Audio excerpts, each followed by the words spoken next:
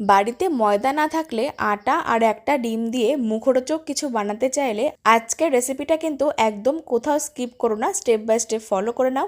খেতে কিন্তু ভীষণ মজার হয় আর বানাতে কিন্তু সময় একদমই কম লাগে। তো চলো দেখে নেওয়া যাক ভিডিওটা। তো রেসিপিটা শুরু করার জন্য এখানে একটা বড় মিক্সিং বোলের মধ্যে নিচ্ছি এরকম মেজারিং কাপ মেপে 1 কাপ আটা।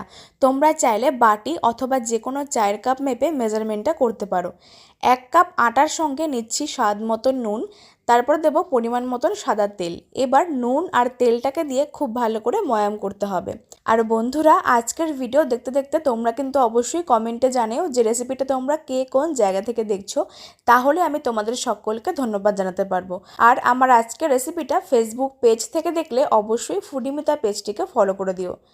নুন আর তেলটাকে দিয়ে খুব ভালো করে কিন্তু আটার সঙ্গে ময়াম করে নিয়েছিলাম। আর আমি এখানে রেসিপিটা আটা দিয়ে তৈরি করে দেখাচ্ছি, তোমরা চাইলে কিন্তু ময়দা দিয়েও করতে পারো।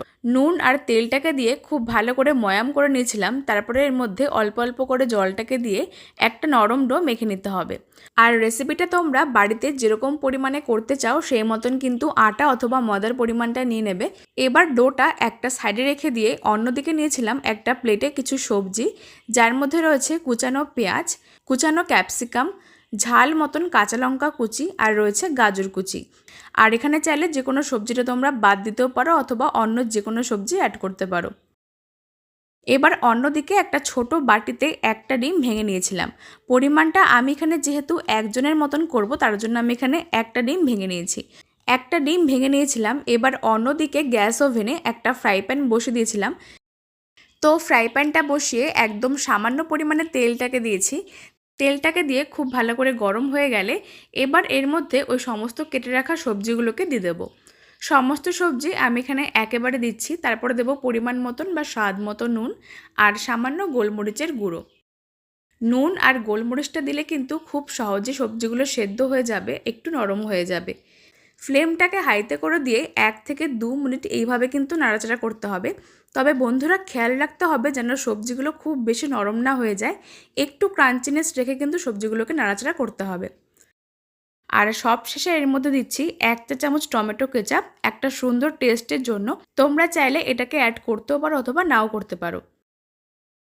টমেটো কেচাপটা দিয়ে আবারও খুব ভালো মতো নেড়েচেড়ে মিশিয়ে নিয়েছিলাম। আর এই অবস্থায় কিন্তু ফ্লেমটাকে বন্ধ করে দিয়েছি। এখন সবজির মিশ্রণটাকে একটা প্লেটের মধ্যে নামিয়ে ঠান্ডা করতে দেবো। অন্যদিকে যে ময়দার ডোটাকে আমরা আগে থেকে মেখে রেখেছিলাম তার থেকে লেচি কেটে নিচ্ছি। তো আমি এখানে কিন্তু একজনের পরিমাণ মতন করেছিলাম, তার জন্য একটা বড় লেচি কেটে নিয়েছিলাম। তারপরে ওই লেচিটাকে নিয়ে শুকনো ময়দা ছড়িয়ে প্রথমে একটা বড় পাতলা রুটি বেলতে হবে। বাচ্চারা কিন্তু অনেক সময় সন্ধেবেলায় মুখরোচক কিছু খেতে বায়না করে। তাদেরকে যদি বাইরের কোনো রকম আনহাইজেনিক খাবার না এনে বাড়িতেই এইভাবে রেসিপিটা বানিয়ে দিতে পারো, খেতে কিন্তু দুর্দান্ত লাগবে আর শরীরের জন্য কিন্তু ভীষণই ভালো হবে। দেখতেই পাচ্ছ আমি এখানে এরকম একটা বড় রুটি বেলে নিয়েছিলাম। তারপরে দিচ্ছি অল্প পরিমাণে সাদা তেল। তেলটাকে দিয়ে খুব ভালো করে কিন্তু রুটির ওপরে ছড়িয়ে দিতে হবে যেন কোনো দিকটা ফাঁকা না থাকে। তেলটাকে হাতের সাহায্যে খুব ভালো করে ছড়িয়ে দিয়ে তারপর দিচ্ছি সামান্য শুকনো ময়দা। শুকনো ময়দাটাকে এভাবে ওপর দিয়ে ছড়িয়ে দিচ্ছি। আমি আজকে রেসিপিটা লাচ্ছা পরোটা করে তৈরি করব, তোমরা চাইলে কিন্তু নর্মাল পরোটা করেও ভাজতে পারো। অল্প পরিমাণে তেল আর শুকনো ময়দা ছড়িয়ে দেওয়ার পর এবার এটাকে এইভাবে ধরে ভাঁজ করতে হবে। তোমরা কিন্তু একটু কাজটা লক্ষ্য করলে বুঝতে পারবে যে আমি এখানে কিভাবে করছি। ঠিক এইভাবে করে রুটিটাকে ভাঁজ করে দিয়েছিলাম। তারপরে খুব ভালো করে রোল করে নিচ্ছি। এতে করে কিন্তু লাচ্ছা পরোটার প্রত্যেকটা লেয়ার পারফেক্টলি বোঝা যাবে আর রেসিপিটা কিন্তু খেতে ভীষণ সফট হবে।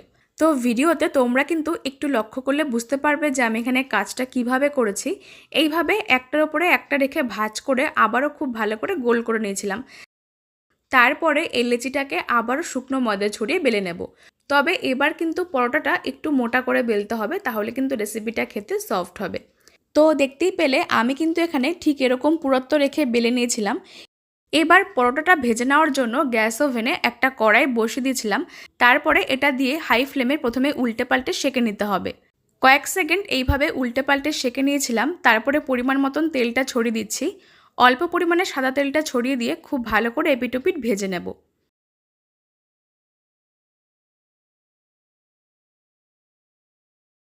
কয়েক সেকেন্ড এইভাবে উল্টে পাল্টে ভেজে নিয়েছিলাম।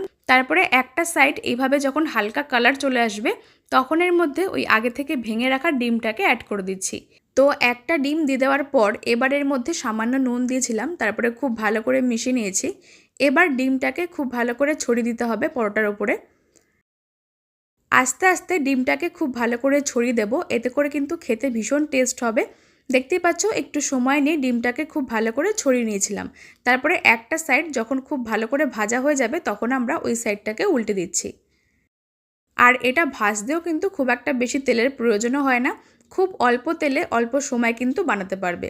খুব সাবধানে আমরা ওই সাইডটাকে উল্টে দেবো, তারপরে উল্টে পাল্টে খুব ভালো করে ভেজে নিতে হবে। এবার যে সবজির মিশ্রণটাকে আমরা আগে থেকে ভেজে নামিয়ে রেখেছি সেই মিশ্রণটা এর মধ্যে একটা সাইড দিয়ে দিতে হবে। আর পরে আমি এখানে কিছুটা পরিমাণে পেঁয়াজ কুচি অ্যাড করেছি, এতে করে কিন্তু খেতে ভালো হবে। একটা সাইডে এইভাবে সবজির মিশ্রণটাকে দিয়ে এবার দুটো স্প্যাচুলার সাহায্যে খুব সাবধানে ভাজ করে নিচ্ছি। খুব সহজে কিন্তু একটা দুর্দান্ত টিফিন রেসিপি অথবা স্ন্যাক্স কিন্তু বানিয়ে নেওয়া হয়ে গেল। ঘরে থাকা সামান্য কিছু উপকরণে আজকের রেসিপিটা কিন্তু বানাতে পারো, বাচ্চারা কিন্তু খেতে ভীষণই মজা পাবে। আমি এখানে সার্ভ করে নিয়ে মাঝখানটা এভাবে কেটে নিচ্ছি, এতে করে কিন্তু খেতেও ভালো হবে আর দেখতেও ভালো লাগবে। তো বন্ধুরা, আমার আজকের রেসিপিটা তোমাদের কাছে কেমন লাগলো সেটা কিন্তু আমাকে অবশ্যই কমেন্টে জানিও। রেসিপিটা যদি ভালো লেগে থাকে তাহলে অবশ্যই লাইক, কমেন্ট আর শেয়ার করতে ভুলো না। আজকের রেসিপি ফেসবুক পেজ থেকে দেখলে ফুডিমিতা পেজটিকে ফলো করে দিও। ইউটিউব থেকে দেখলে চ্যানেলটিকে সাবস্ক্রাইব করে পাশে বেল আইকনটা প্রেস করতে ভুলো না। তো চলো আজকের রেসিপি এখানে শেষ করছি। তোমরা সকলেই খুব ভালো থেকো। ধন্যবাদ।